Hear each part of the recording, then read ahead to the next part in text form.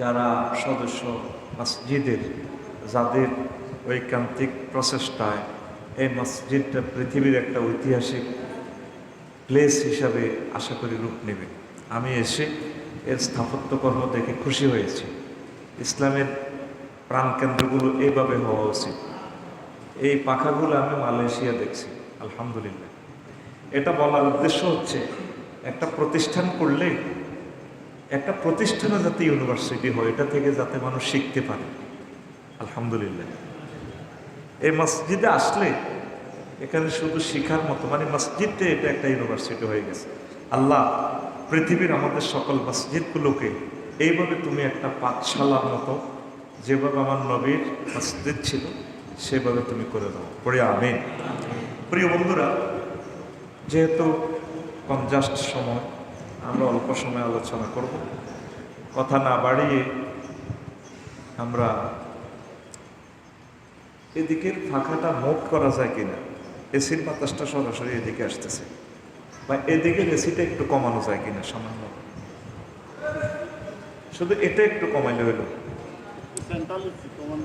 আচ্ছা, কমানোর সুযোগ নেই, আর পুরো এসিটা আরেকটু পাওয়ার কমান যায়নি।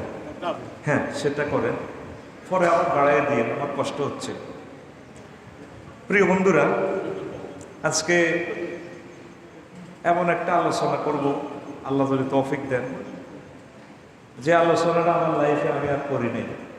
আলোচনাটা মাত্র রেডি করছি, কয়েকদিন হয়, দেখারও সুযোগ হয় নাই। তো শুধু এটা মিডিয়ার সৌজন্যে, যেহেতু মিডিয়ার ভাইয়েরা দৌড়িয়ে আসে আমাদের কাছে, আল্লাহর বাণীগুলো তারা দিক থেকে দিগন্তে পৌঁছে দেয়। আজকের থ্যাংক ইউটা মিডিয়ার ভাইয়েরা পাবে।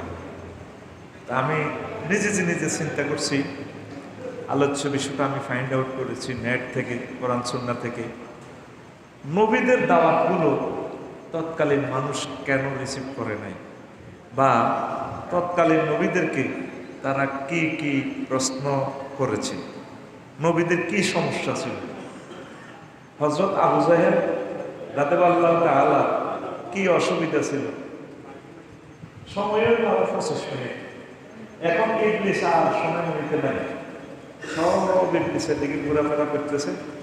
বলছে যে শুধু আফসারিকে গুতাবি, খেতে আলোচনাটা যাতে কম করে। 1 সেকেন্ড সময়টা নষ্ট হলে ভাই মিডিয়াতে সারা পৃথিবীর মানুষ ক্ষতিগ্রস্ত হবে। শুধু আমি সাহায্য চাইছি এসিটা একটু কমা, শেষ। এসিটা 26-27 দেন, স্বাভাবিক তার প্রাপ্ত। আর মাইক সব কিছু ঠিক আছে, তোমরা এদিকে ঢুকা নিষিদ্ধ, এদিকে এদিকে এদিকে ঢুকা নিষিদ্ধ। তুমি কেন এদিকে আসছো? হ্যাঁ, এসি কমো, এইটা আমার, এটা কমাই যায়। হ্যাঁ, আর এদিকে কিস না, সব ঠিক আছে, যা।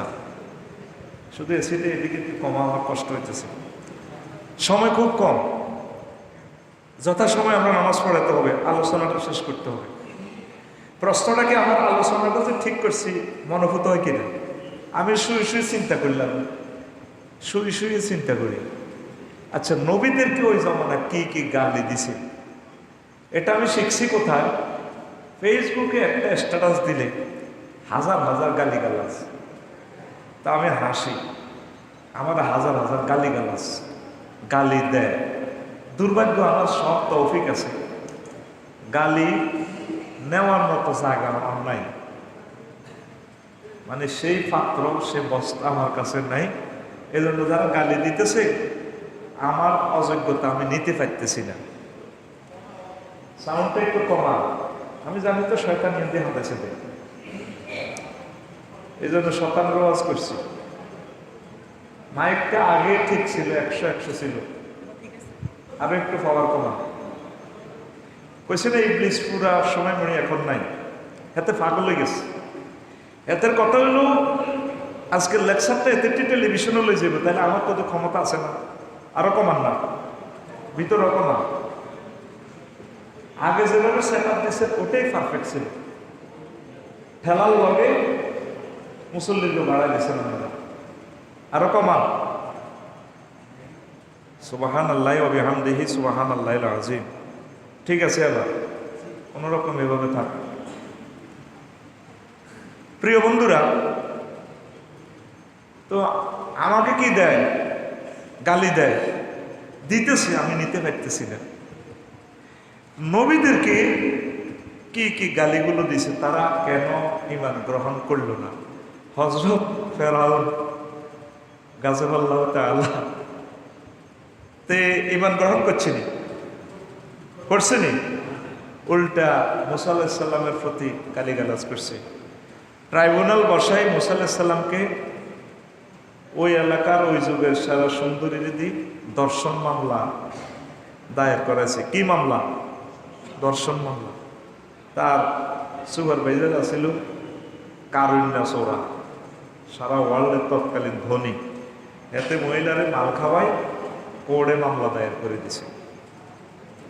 তা আরো অসংখ্য গালিগালাজ। তো যেই কারণে তারা নবীদের থেকে হেদায়েত নিতে পারে নাই। কথা কি বুঝছেন? তা আমরা যে পৃথিবীর 1000 কোটি মানুষ আছি, 200 কোটি ধরেন মুসলমান, তো নবী তো আর দুনিয়াতে আসবেন না, আসবেন কিনা? হ্যাঁ, আর কোন নবী আসার সুযোগ আছে না? ঈসা রুহুল্লাহ আলাইহিস সালাম আসবেন, তাও আমরা পাই কিনা সন্দেহ। অল্প কয়েক বছরের জন্য থাকবেন পৃথিবীতে। তাইলে হেদায়েতের যে ইসলামের যে গাড়িটা লাল সবুজ, এই গাড়িটা নবুয়তের সিটে বসি চালাইতেছে কে? আলেমেরা। কারা? তা আপনারা প্যাসেঞ্জাররা যদি ড্রাইভারের গালিগালাজ করে, এই প্যাসেঞ্জাররা কি গন্তব্যে যাইতে পারবে? আপনার হাত ভাঙছে, পাও ভাঙছে, আপনারা সাক্ষীল নিল, সোনায় মরে নিল। আপনি যদি ডাক্তারকে গালিগালাজ করেন, তাহলে আপনি কি ভালো চিকিৎসা পাইবেন? আপনি ডাক্তারের সাথে ভালো সম্পর্ক রাখবেন, ভালো ব্যবহার করবেন, আপনি ভালো সার্ভিস, ভালো চিকিৎসা পাইয়া দেহটা আপনার ঠিক থাকবে। ওলামায়ে কেরাম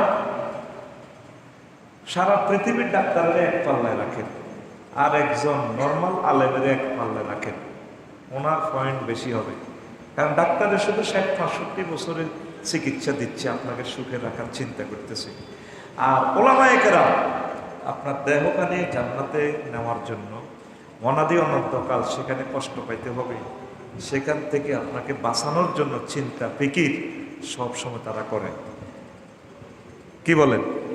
তাইলে আপনার পৃথিবীর মানুষগুলো সবচেয়ে ভালো সম্পর্ক কাদের সাথে করা দরকার ছিল?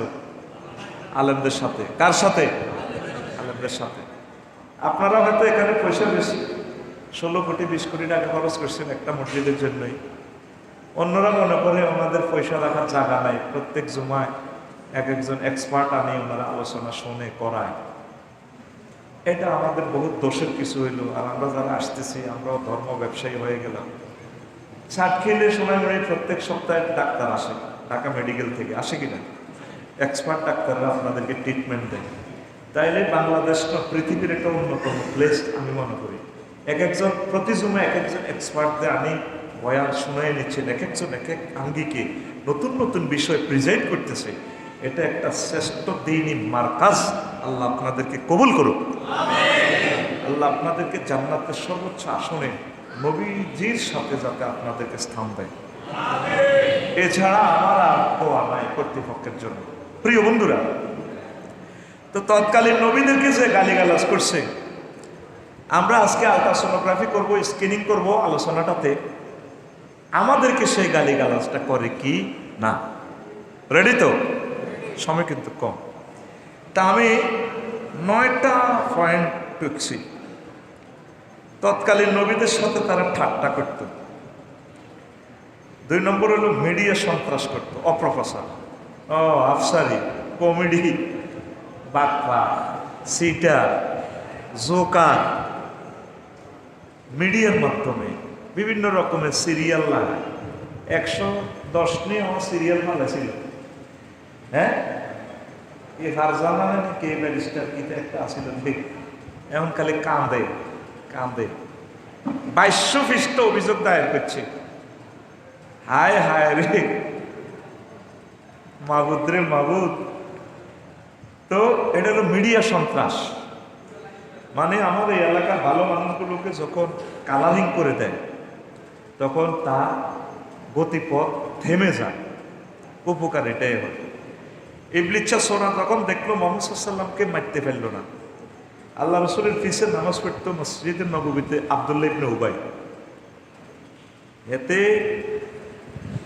উহুদের যুদ্ধে উপদেষ্টা পরিষদের সদস্য ছিল, কিন্তু তেজে মুনাফেক, নবী এটা জানে, কিন্তু তবুও সে গোত্র প্রতিনিধি, ও শর্মার মতো রাখছে তার দাওয়াত দিবেন। সেখানে নবীর যে মার দিছে তায়েফের মার কি বেড়া, উহুদের মায়ের এলো যুগান্তকারী মায়ের, শেষ ফেলেট বানাই দিয়েছে নবীরে মারি। ইবলিচ্ছা বিবিসি নিউজ থেকে, তারপরে বোয়া সকল CNN নিউজ থেকে বললো আরো করে রে মরে কর জিয়াদ করস, হ্যাঁ না মক্কা তুই আইস মুহাম্মদ সাল্লাল্লাহু আলাইহি ওয়াসাল্লাম হাম দিয়ে আনছে, কুতিলা মুহাম্মদ, কুতিলা মুহাম্মদ, শেষ শেষ। এক সাহাবী মুসাইব ইবনে উমাইর সম্ভবত, উনি নবীজির তালহা রাদিয়াল্লাহু তাআলা কান্দলই কর আমার হাত কাটিয়ে এলেছে, 72টা তরবারির কোপ খাইছে, ক্ষত বিক্ষত বেহুশের মতো। উনি কয়, ও নবীর সাহাবীরা রে, নবী মরে না রে, আছে আমার কাঁধের উপরে আছে, নবী বেহুশ। আল্লাহু আকবার। এটা কি মিডিয়া সন্ত্রাস? তাম পৃথিবীতে সবচেয়ে বড় আলেমগুলো, বড় মুজাহিদগুলো, যারা ইসলামকে নিয়ে চিন্তা করে, তা করে মিডিয়া সন্ত্রাসে বিভিন্ন উপাধি দিয়ে হতে রেখেছে। হয় জঙ্গি গেব, নয় একটা একটা কই মানে থুইরা। এই গালি দেওয়া খাচ্ছৎকার কাফেরদের, কার? এটা কি মিডিয়া সন্ত্রাস। আমি বিস্তারিত বলছি আয়াতে কারিমা দিয়ে, শুধু ফরজদি পয়েন্টগুলোই বলতে না পারি এই জন্য বলে যাচ্ছি। 3, পরকাল সম্পর্কে সন্দেহ করা। মোহাম্মদের পিছে আছে কি একটা মরণ, দুনিয়া কা মজা লে লো, দুনিয়া তো মারি হে। শশী সাহেব হলো পয়সা তুই তো জায়গা নাই, কি দরকার এত কোটি টাকা খরচে? ঢাকাতে 100টা ফ্ল্যাট কিনতে পারত, কি দরকার? কি এর মোহ, কি এর পরকাল? এগুলো তারা ক্রিটিসাইজ করত, মানুষের খারাপ ধারণা দিত, যাতে নবীদের পথ থেকে মানুষ বেরিয়ে আসে। 4, রাসূল সাল্লাল্লাহু আলাইহি ওয়াসাল্লামের সম্মান নিয়ে সন্দেহ। ও মুহাম্মদ সাল্লাল্লাহু আলাইহি ওয়াসাল্লাম ছাগল চলেছে এদিন না হয় না। নবীজি গো কুনতু আরা গানায় মক্কা বেদারামাইন, আমি মক্কাবাসী গো ছাগল ছাড়াইছি 2 টাকা দিয়া, বদিল্লা ছিল। মুসা আলাইহিস সালাম 10 বছর বদিল্লা দিছে শুআয়ব আলাইহিস সালামের। কয় বছর? হ্যাঁ, আল্লাহ সার আসে। মুসা আলাইহিস সালাম যদি সোনাইমুড়ি আসতো, তো সোনাইমুড়ি মানুষ কইতো আল্লাহ করে হাগল বানাইছে, আমরা ওনার পিছিয়ে দিন ওয়াজ করতাম, ওনারে আমরা মানতাম। ওনা তো 10 বছর তো সলিমুল্লাহকে ছাগল ছড়াইছে।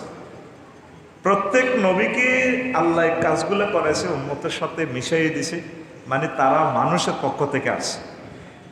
যদি ফেরেশতা থেকে নবী পাঠাইতো, তো উম্মতে কইতো উনি এত আমল করে, তাহাজ্জুদ করে, জিয়াদ করতে পারে, ওনার বহুত বল আছে, ওনারে কোপ দিলেও গাত লাগে না, মারলেও মায়ের গাত পড়ে না, উনি জিয়াদ করতে পারে, আমরা কেমনে জিয়াদ করবো? আর নবী কি? উনি ফেরেশতা, উনি তো আর বিয়ে করে না। বিয়ে করলে না আমি চেয়ারম্যান সাহেবের মতো বুঝতো বোর নির্যাতন কারে কর। এই জন্য নবী পাঠাইছে মানুষ থেকে। কার থেকে? মানুষ থেকে পাঠাইছে। এই কারণে তারা